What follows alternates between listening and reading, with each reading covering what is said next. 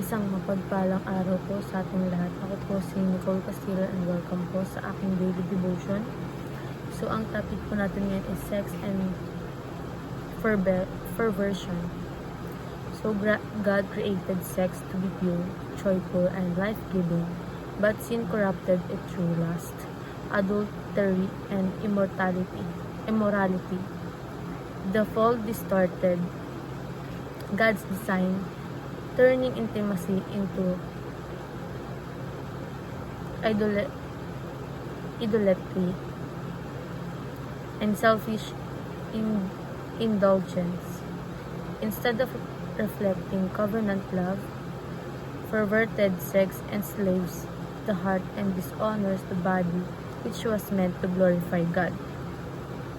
So, ayon po sa Leviticus 18, so, isang buong chapter po ito. So, the Lord said to Moses, "Speak to the Israelites and say to them, I am the Lord your God. You must not do as they do in Egypt, where you used to live, and you must not do as they do in the land of Canaan, where I am bringing you. Do not follow their practices. You must obey my laws and be careful to follow my decrees. I am the Lord your God.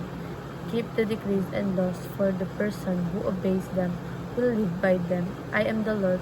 No one is to approach any close relative to have sexual relations. I am the Lord. Do not dishonor your father by having sexual relationship with your mother. She is your mother. Do not have relations with her.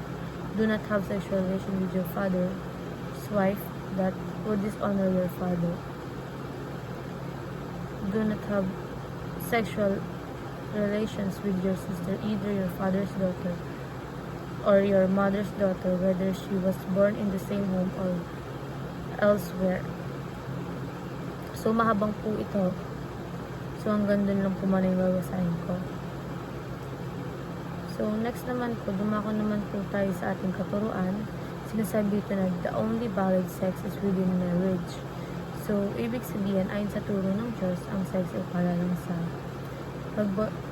mag-asawa. Hindi ito para sa mag-boyfriend, girlfriend, o sa kahit anong relasyon na hindi kasal. Sa mata ng Diyos, banal ang sex kapag ito ay nasa loob ng marriage. Next is ang pagbaluktot ng the distortions of sex is called porneia. So, porneia daw po isang salitang Griego na tumutukoy sa lahat ng uri ng sexual sin or immoralidad. Kasama dito ang premarital sex, adultery, pornography, at iba pa. Ito ay paggamit ng sex sa parang hindi ayon sa design ni Lord. Next is the Lord hates porneia and so should we. So, ayaw ng Diyos sa sexual immorality dahil sinisira nito ang tao, relasyon at ang kabanalan ng kasal. Kung mahal natin si Lord, dapat galit din tayo sa mga bagay na ayaw niya.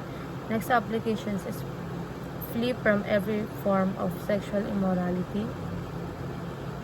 Ibig sabihin, huwag ka nang lumapit o maglaro sa apoy kahit mukhang maliit na bagay lang, like flirting, watching explicit content. Iwasan na agad lumayo, hindi makipaglaro. Next is fight temptation by refusing to negotiate. So, labanan natin yung temptation natin. And lastly, fix your eyes on Christ and be busy. And ay lang po, maraming salamat.